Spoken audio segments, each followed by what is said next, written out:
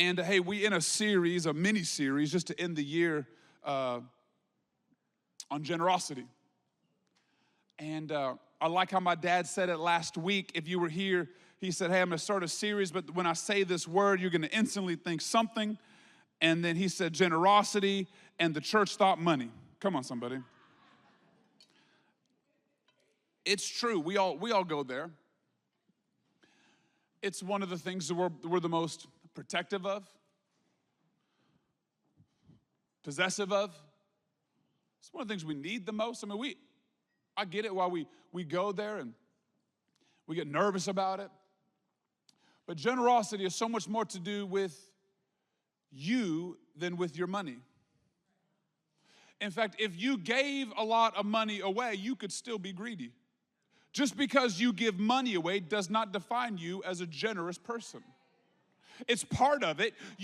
Let me say it this way. You can't be stingy with your money and be generous, but you can give a lot of money away and not be generous.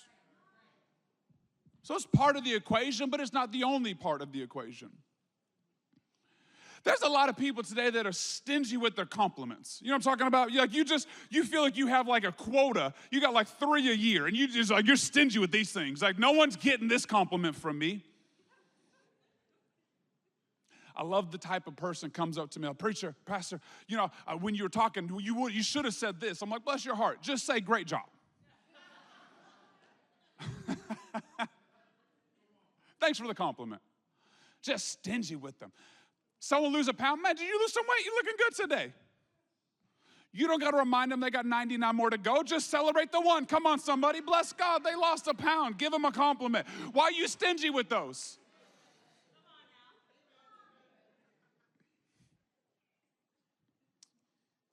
We get stingy with our compliments. You know what I'm getting stingier with is my time.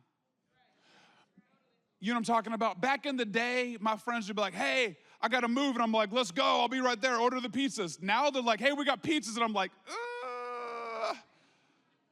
it's my out of back issue the other day. I'm not sure. I can't. We get stingier and stingier and tighter with what. But generosity has more to do with who you are than your money. Let me prove it. In the beginning, in Genesis, God says, let us make mankind. Let us make humans. Let us make man and woman in our image, according to our likeness. Let us make you like God. So this is what God is like. So one, he made you. So whose image are you like? His. So you're in his image. So your personality, your temperament, your character, the generosity of your life should model or mimic God, because that's the image that you're modeled after. You're not made in the image of your mom. You're not made in the image of your dad. Now there's similarities, but you're made in the image of God. So what's God like? Well, in John 3:16 it says, for God so loved the world that he gave his only son. Not one of his sons. He didn't have a lot and he's like, let's take the worst one. He had one. He's like, I'll give the one. I only got one, I'll give one. Says he gave his only son. In James 4:6, he says, God gives grace generously. Now, he's not stingy with his grace. He doesn't make you earn his grace. He's not seeing if you are worthy. No, he gives grace generously. James 1:5 says, if you need wisdom, ask our generous God, and he will give it to you. You need wisdom? Ask, and he'll give it generously. 2 Corinthians 9:8 says, God will generously provide all of your needs. It doesn't say he's going to make you work for it.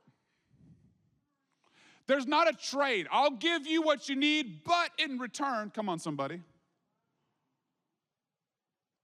He says, I'll give generously. Isaiah 55:7, I love this. Turn to God, for he will forgive generously. Who in here, if I'm talking to the right group, you grateful that God forgave you generously? I don't know about you, but I know me. I needed some generous forgiveness. I didn't need some type forgiveness. I wouldn't be here today if God's forgiveness was stingy. I would not be here today if God's forgiveness was limited. I wouldn't be here today if God's forgiveness was one time. No, I needed a second time and a third time and a fourth time. Honestly, I hate to brag, but I went to God multiple times for some forgiveness. I got back in that line a few too many times, if I'm being honest. I'm grateful that he was generous with forgiveness. I'm grateful that I serve a generous God. And if I'm made in his image, then if I'm not a generous person, I have an identity crisis. Because my identity is formed in the image I'm modeled after. If I'm made like God and God is generous, then I am generous. And if I'm not being generous, I'm living a lie. I'm living contradicting my own nature. And that's why so many of us have tensions in our life today, is because you're living in a way you weren't created to live. And so you're a walking tension. You feel like something's off in my life. Yeah, you're living a lie.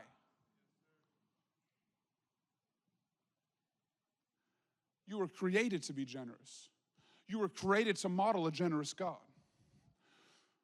When you get stingy with your grace, you're walking in opposition of your nature.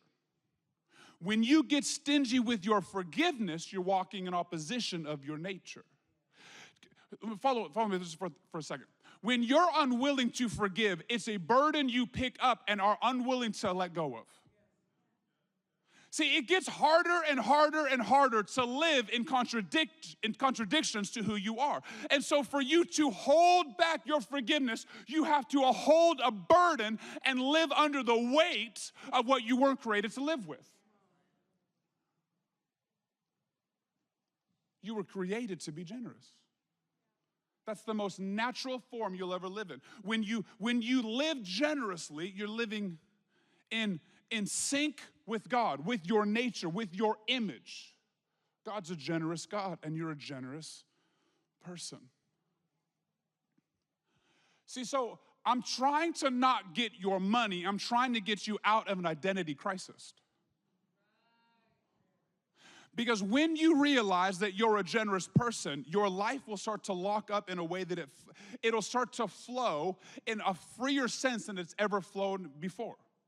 Like there'll be a natural flow to your life because you're no longer getting in the way of yourself.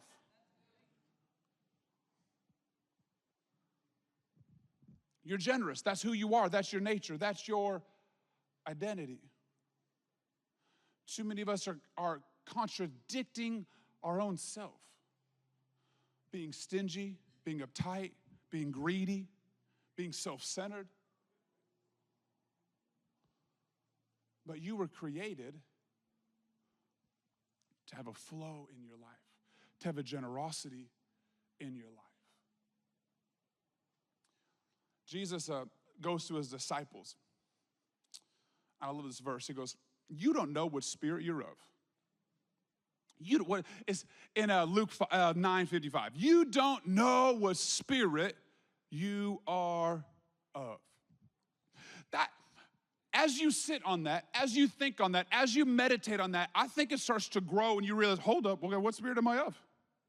So what am I of? See, if Jesus showed up today and sat with you at Starbucks, he took you across and said, listen, what is the spirit of your life? What spirit are you of? If he walked with you for a day or two or a week, how would he define the spirit of your life? How would he define the spirit of your marriage? How would he define the spirit of your parenting? How would he define the spirit of your workplace? See, he looks at his disciples who had been following him. Literally, they're following him every single day. Monday, follow Jesus. Tuesday, follow Jesus. Wednesday, Jesus, where are we staying? Jesus, where are we eating? Jesus, how are we paying our taxes? Jesus, who are we feeding today? What waters are we walking on today? What eyes are we opening? Like, they had been following Jesus, and he was like, y'all don't even know what spirit you're of. You are going through the works, but haven't gotten the spirit. You're attending church, but don't look like Jesus.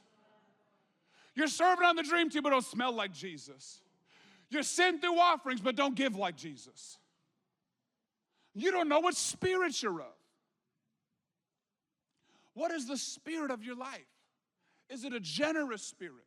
Is it a spirit that has a flow to it? Or is there stinginess? Is there greed? Is it fearful? In 2 Timothy 1:7, hey, I could throw it on the screens. It says, for God has not given us a spirit of fear. You know that fear is a spirit?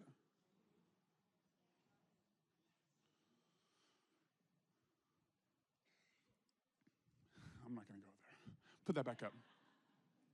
I'm going to start casting out devils in here. For God has not given us a spirit of fear, but of power, love, and self-discipline or sound mind. It's what spirit are you of a fearful spirit or a spirit of love? See, and here's what happens. Many times in the church today, we attempt to spiritualize our fear, calling it wisdom.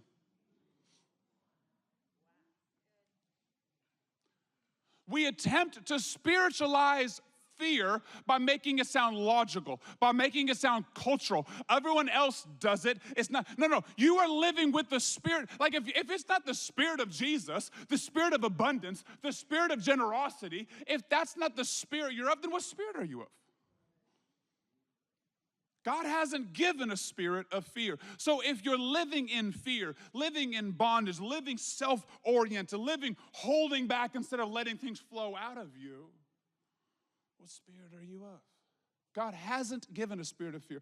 And I think at the core, at the root, so many of us struggle with generosity, not just in finances, but in every aspect and area of our life because we've submitted to the spirit of fear. If God is your source, what are you afraid of? If God is your healer, what are you afraid of? If God is your provider, where does that fear come from? See, we have allowed fear to creep into so much of our life. That's why Jesus looks at his disciples and goes, you don't even know what spirit you're of. What's this? What is this? You're going through the motions, but you don't have my spirit. You're doing all the right actions, but that's not from the right heart. That's not me. What spirit are you even of? I haven't given a spirit of fear. I think many of us live with this as our I like illustrations. Is there like any 8-year-olds in here that also like illustrations with me or? Okay. I think many of us live life with this model. This is all I have. So when someone asks for something from me, I got to go, I can give you a little bit. But I still need some for myself. And then can I just get a glass of water? Yeah. Just, there you go. No, I need like just a glass, please. Just come on, just hook it up, bro. Like, look. Yeah.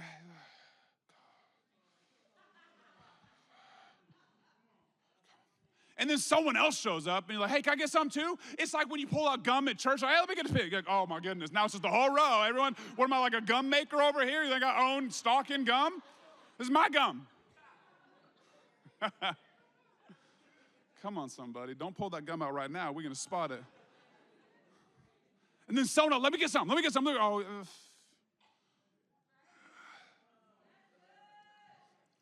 how good have you been recently? How worthy are you? You didn't give me that much water last time when I asked for you, so I don't really know if, I asked the other day if you could help me, and I'm not sure if I've, okay, the preacher was, telling me how to be generous, so I'm gonna, that's enough. I got to be wise. Dave Ramsey told me, have margin. This is my margin. And we think that our life has limits. And this is all I have. And so when you get some of what I have less. But what if your life wasn't as much a vase, but had an endless source. See, if you ask for water from this, I could only give so many of you water. But if y'all came and asked me for water when I have this, yeah, who else wants some water? You want some water? You want some water? Everyone can get water from this, but this has a limitation. And because of the spirit of fear, many of us see our life looking more like that than this. But when did God become limited? And so you're living with fear. Fear that I won't have enough. Fear that my marriage isn't gonna make it. Fear that I'm gonna get sick. Fear that I'm gonna run out of money. Fear that I'm not gonna get that house. Fear that I can't start that company. This is all I have, so I gotta protect it. But the freedom that can come in your life when you realize that God has given you this. So when someone shows up and says, hey, can you help me? I'm like, yeah, I can help. Because honestly, I'm not the limits of what I have. Catch this. And when I plug into God, I don't set the limitation or the parameters for all that I have. See, when I view my life like this is the structure of me and this is all I have to give. But when I realize that God is my limitless source, I don't have to evaluate your worth for me to give. I don't have to evaluate your love for me to give. I don't have to evaluate your worthiness because I have an unlimited source. If life was just like this, then I have to evaluate, do you deserve it? Are you gonna be good? What are you gonna do with this? You're gonna buy drugs with this?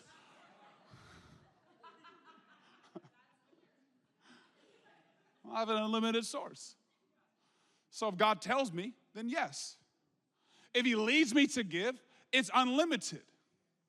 But so many of us are living with the spirit of fear. This is the spirit of fear. I don't have enough. And so I gotta evaluate, I gotta give to my family, and sometimes I'll give to the church, and then I'll give to myself. Come on, somebody. Amen. Self-care is best care.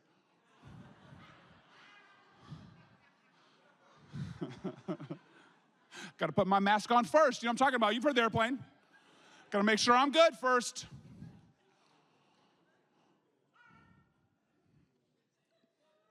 But this isn't what I'm called to live from. And if this is what you lived with, then that makes sense why you should guard it. That makes sense. You should guard this if this is all that you had. But this isn't all you have. You are tapped into an eternal, limitless source.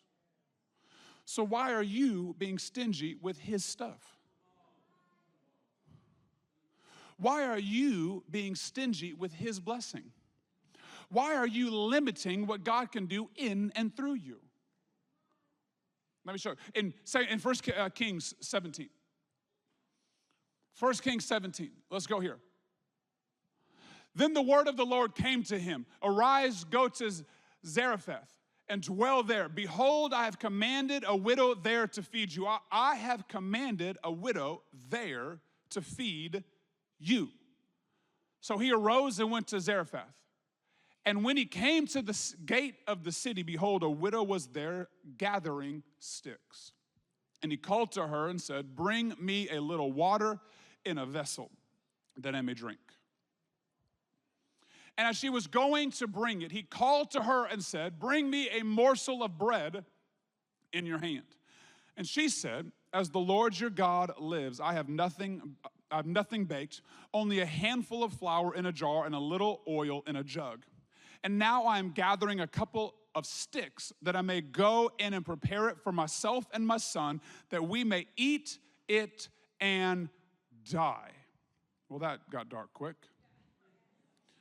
And Elijah said to her, do not fear, go and do as you have said, but first make me a little cake of it and bring it to me. But first make me a cake, and after make something for yourself. After make something for yourself and your son.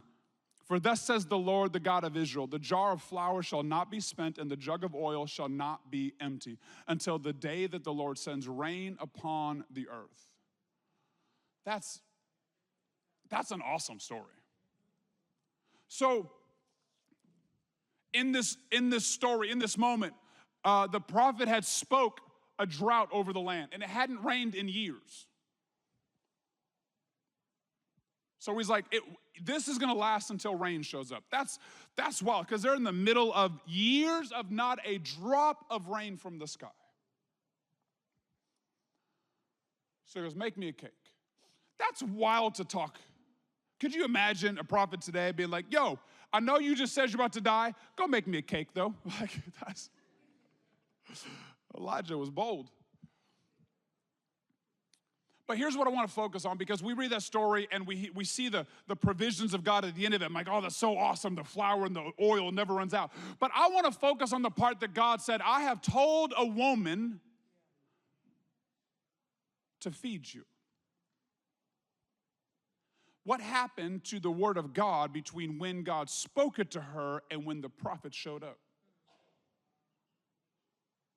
See, we get excited about the end of it because Elijah had the faith and the courage and the guts to tell her to follow what God had said.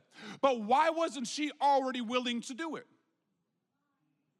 Why wasn't she waiting, looking for him? Why was she in a hurry to make the last of her bread? I'm just gathering sticks right now trying to make my last meal before I die. Me and my son, we're going to eat this one meal,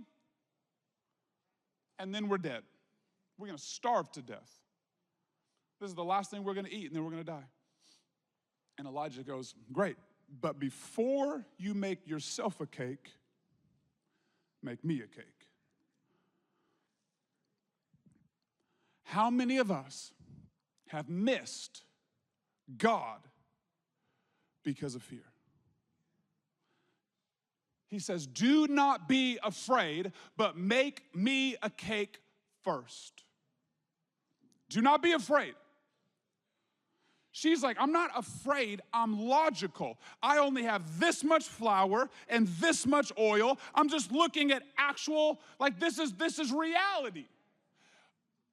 It seems illogical to accuse someone of fear when they're looking at what their actual life looks like. And then he goes, don't be afraid. What do you mean don't be afraid? I'm being like, look, you look at this. I have no husband, I have no family, I have a little bit of flour and a little bit of oil. We're in the middle of a drought. We're gonna die. And he goes, no, don't be afraid. Don't be afraid. Afraid of what? Death. And he goes, don't be afraid. Give me that cake first, which God spoke to you. How many things has God attempted to speak to you, but you missed because of fear? How many blessings did God attempt to bring you, but your logic stopped? Your fear stopped. You looking at what was ahead of you or in front of you, you said, but I looked at my bank account and God told me to give 1,000, but I only had 1,000. God told me to serve, but I didn't have the time. God told me to forgive, but I wasn't big enough inside to give the forgiveness. God told me to extend grace. God told me, but I wasn't able because. How many things have you missed out on because fear closed the door that faith was supposed to open? He said, don't be afraid. Here, band, come onto the stage. Help me play this point out. Don't be afraid. And here's what we want. I know this is what you want because this is what I would want. I would want to make me a cake first and then the leftover for the prophet. Come on, that sounds logical. Like, okay, here's the deal.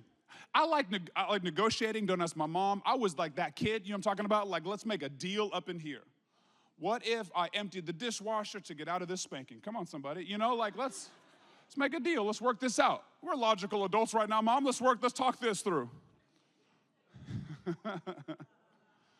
You're acting like that's not true. She'll get up here and tell you 1,000 times. Let's work this out. And if I was that woman, I'd be like, listen, I'm gonna make all of this, I'll split it with you. That seems fair. He said, no. Make me a cake first, then make one for you and your son. See, God always requires faith first. And he'll meet you at your level of faith. He'll meet you right there. But it takes faith. And many of us are saying, yeah, I will make all that I have and then I'll give God a portion. I'll make what I have and I'll forgive a portion. I'll use what I have and I'll help a portion. And the prophet in the story said, no. Make some for me first. You don't get a test if this miracle is going to work first. You got to trust. I said that there will be enough, but now you got to go do your part. God said it won't run out, but you don't get to go fill the cup first. You got to use it straight from here. And too many of us are trying to see how much can I get before I start giving. I got to fill some jars to make sure I'm good. And then I'll start giving jars. No. It's got to come from here. It's got to come from faith. Because there's a portion of you that says, I don't know when this stops. I don't know when the source will, I don't know. I have no backup. I have no contingency. I don't have all these buckets filled. I just know that I'm trusting God, and as I trust, he keeps providing. See, the prophet said, make something for me first. And too many of us are going, no. I need a safety net. And so we live in fear, but we call it wisdom. We're calling it logic, but we're not living in faith. How many miracles have you missed because of your logic? How many miracles, how many signs, how many wonders, how many opportunities was God trying to move in your life? But you said, I don't have enough to be used. I'm not a good enough singer to join the team. I'm not worthy of the marriage that God has for me. I'm not able to start the company. I don't have all of the background. I'm not from the right family. I can't get healed. I can't overcome cancer. I'm just not good enough. And so you have allowed fear to define your life as opposed to faith. God is limitless. Just because someone else got healed doesn't mean you can't get healed. Just because someone else is blessed doesn't mean you can't be blessed. Just because God's moving through them doesn't mean he can't also move through you. He's got so much more for us. How much have we missed because we were fearful? How many prayers haven't we prayed because we were scared God wouldn't answer? God wouldn't show up. I just don't want to pray that. I don't want it to not happen. What if you lived your life with faith? Ready to just jump at the whims of God. I love that with Peter. He goes, if it's you, call me to get out of the boat. What were the other 11 doing? I would have for sure got out after Peter. At some point, I'm like, Joker, we're not all missing this moment. If he's walking, I'm walking. I'm walking on water if someone else is walking on water. If you start walking on water, I'm walking on water with you. I'm not missing that. How many times have we missed it because we weren't stretching our faith, we were living in fear?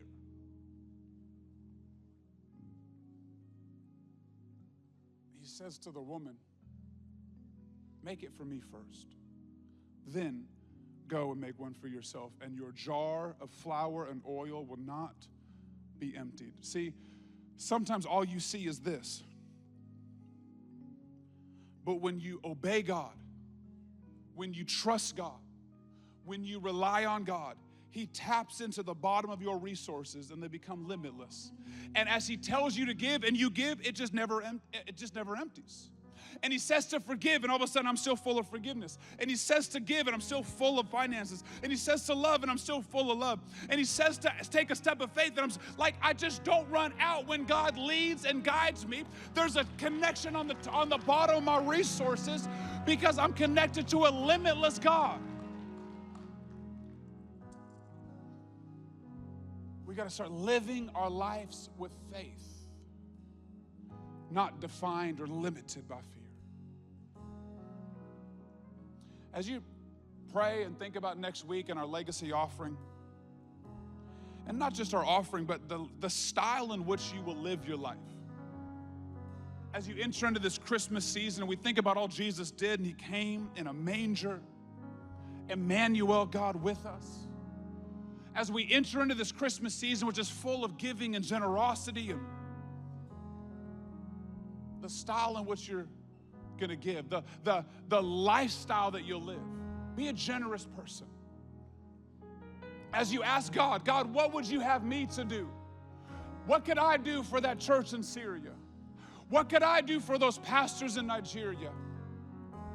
You know, I know here at Mill Creek, but we didn't do it at Federal Way either. When we restored and built this brand new sanctuary, I didn't ask you to give an extra $1.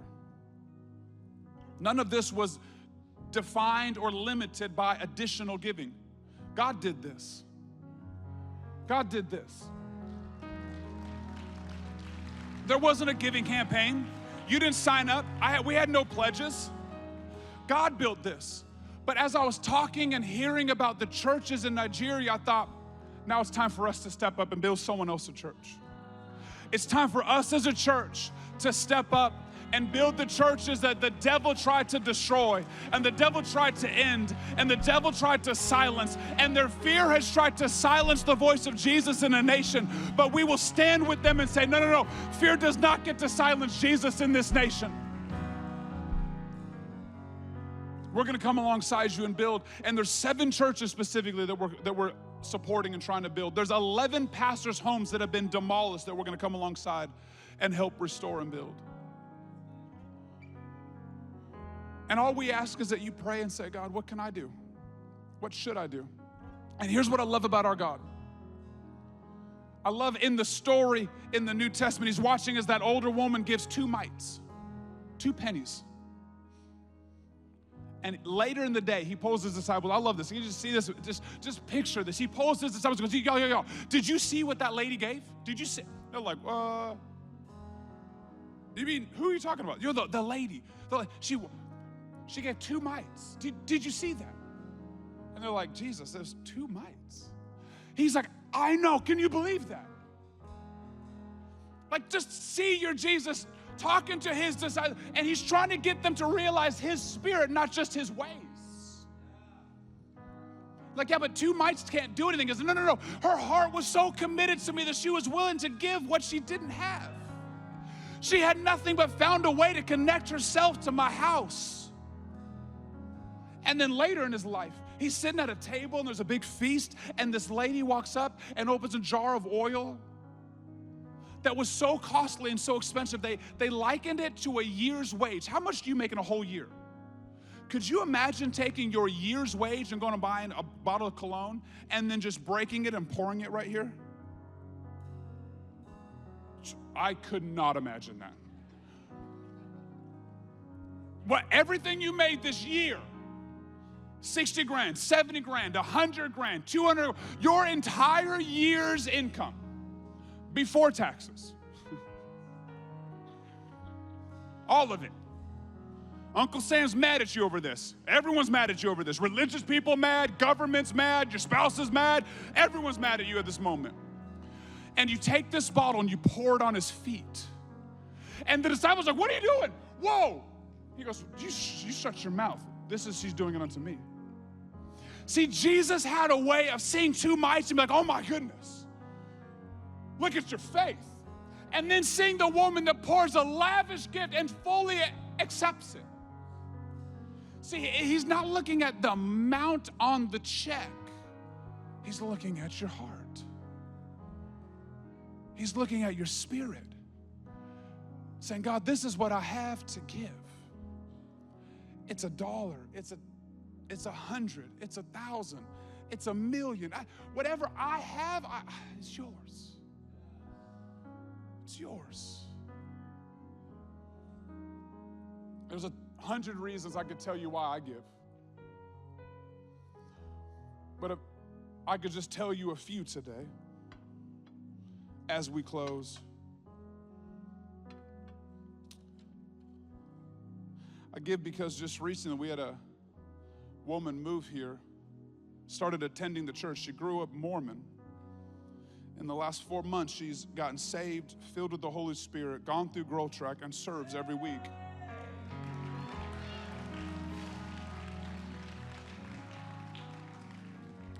I have another person that had been praying for 4 years for her husband to come to church, and today she celebrates that he serves weekly in church. I have another man that for years he talked of divorce in his marriage. Finally this year he went all in with church, committed, submitted to leadership and life groups, and his marriage has been fully healed and restored. I have a story just recently. A woman at our Federal Way campus had been struggling with debilitating anxiety and depression. Debilitating, would just take full control over her. Weeks ago, as we were praying south over the spirit of heaviness and putting on a garment of praise, that spirit was broken off of her life, and she hasn't struggled with depression a day since. I give because we have a guy on our praise team that grew up on the streets and in gangs, and recently shared part of his testimony on the update.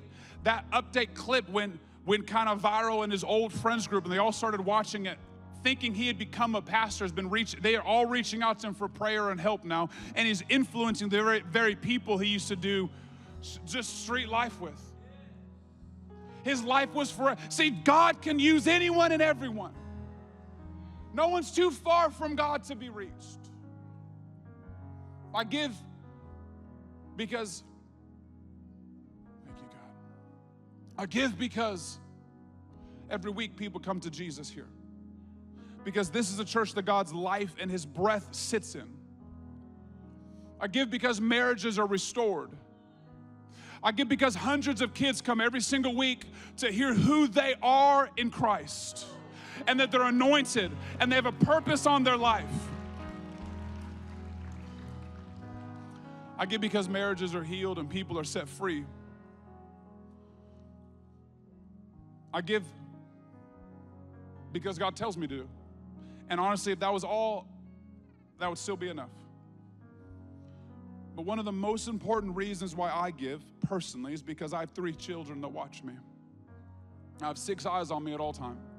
And I don't want to be a person that says something on a stage but doesn't live it in my home. I'm a person that makes sure that the spirit of my home is the same spirit that's on this microphone.